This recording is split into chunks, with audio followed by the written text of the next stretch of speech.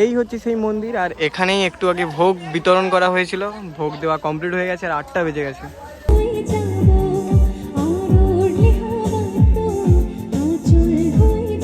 Guys, welcome to my channel. তো চলে এসেছি আবার একটা নতুন ভিডিও নিয়ে। এখন ঘড়িতে বাজে 1টা 9, মানে দুপুর 1টা 9। তো আজকের ঘুম থেকে উঠেছি 11টার দিকে, সকাল 11টার দিকে ঘুম থেকে উঠেছি। তাই সকালে আর ভিডিও আর তখন আমি স্টার্ট করিনি, এই দুপুর থেকে ভিডিওটা স্টার্ট করছি। তো সকাল সকাল তো ঘুম থেকে তাহলে উঠতে পারিনি, আর গা আজকের খুবই ব্যথা, কারণ দেরি করে ঘুম থেকে উঠেছি, দেরি করে ঘুমিয়েওছি।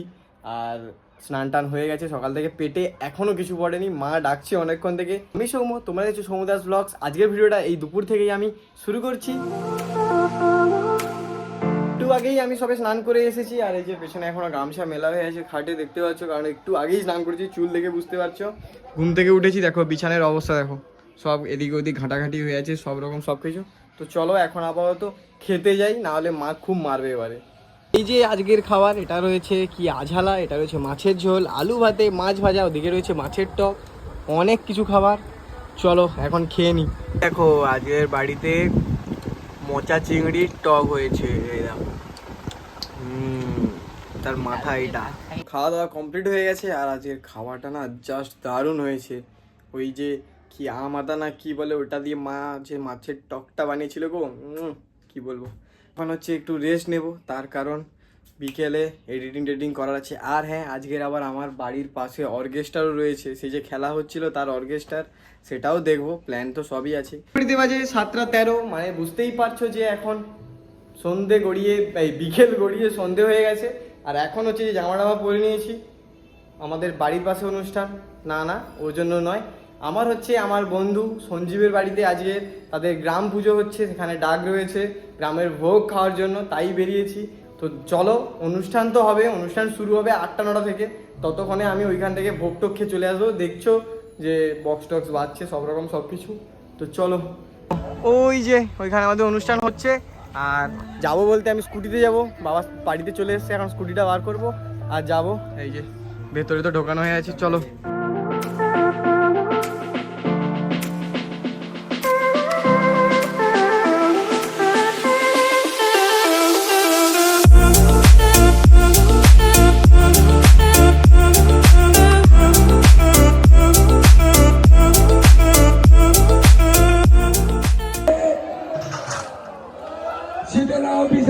মায়ের চরণে ধ্যান করে।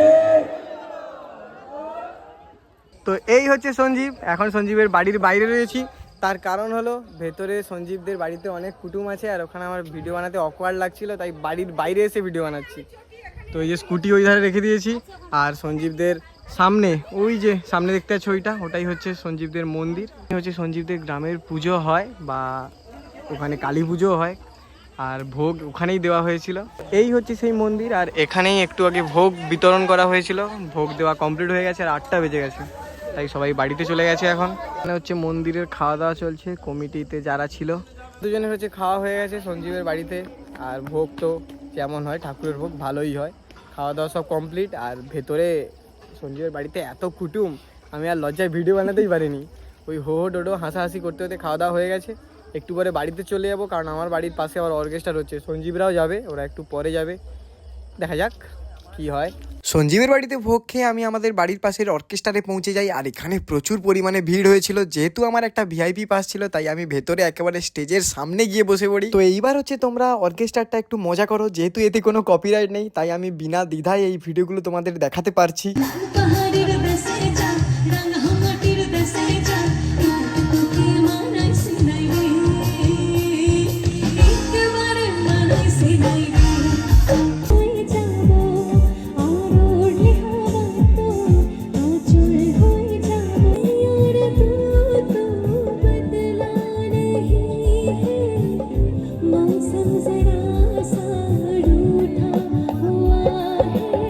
তোমরা এখন যে গায়িকাকে দেখলে, এটা আর কেউ না, এটা হচ্ছে ছিল দেবলীনা নন্দী, যার গান সত্যি বলতে আমার খুবই ভালো লাগে, আর স্টেজ পারফরমেন্স সত্যিই খুব ভালো ছিল।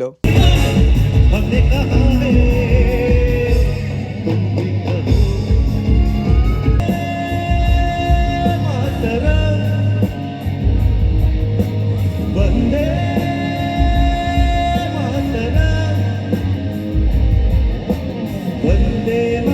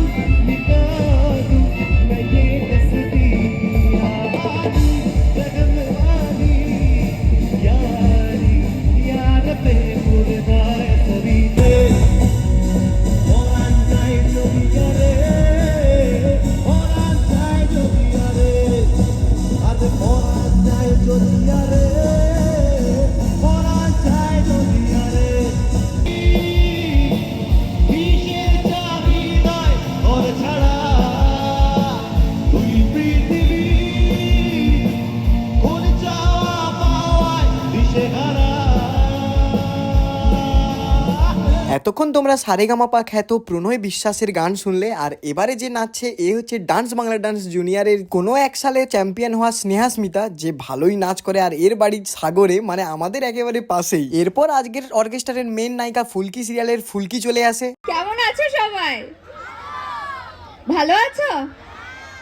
আচ্ছা, প্রথমে সবাইকে জানাই এতক্ষণ অপেক্ষা করছো তোমরা সবাই আমার জন্য, সবাইকে অসংখ্য ধন্যবাদ।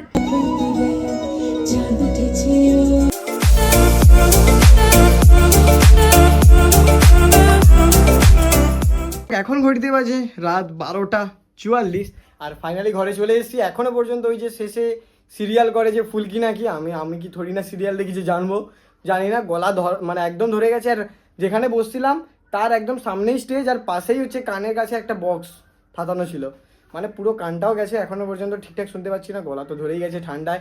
যেহেতু ঠান্ডা হাওয়াও হচ্ছিল আজকে, একদম তারাও দেখা যায়নি রাতে, মানে আকাশে তারাও আজকে দেখা যাচ্ছে না, এমন মেঘ হয়ে আছে। তো ভালোই হলো, গান তো দারুণ হয়েছে। দেবলীনা নন্দী থেকে শুরু করে আরেকজন যে আসছিল, নামটা ভুলে গেছি, সে বাদ দাও, দারুণ গান গিয়েছে। কিন্তু ওই ফুলকি এই তো চলছে, এখনও চলে এসেছি বাড়িতে। এখন হচ্ছে ঘুমিয়ে পড়বো, খাওয়া দাওয়া তো হয়ে গেছে। দেখলে যে আমি আমার বন্ধুর বাড়িতে গিয়েছিলাম সেখানে। আর তার থেকে বড় কথা, এই ভিডিওটা হচ্ছে একটু লেট, মানে দেরি করে আসবে। যদি তোমাদের ভিডিওটা ভালো লাগে অবশ্যই তোমরা ভিডিওটা লাইক করো, চ্যানেলটা রইলে চ্যানেলটা অবশ্যই সাবস্ক্রাইব করো। দেখা হবে আবার নতুন কোনো ভিডিওতে। আজকের মতো গুড নাইট, বাই সবাইকে।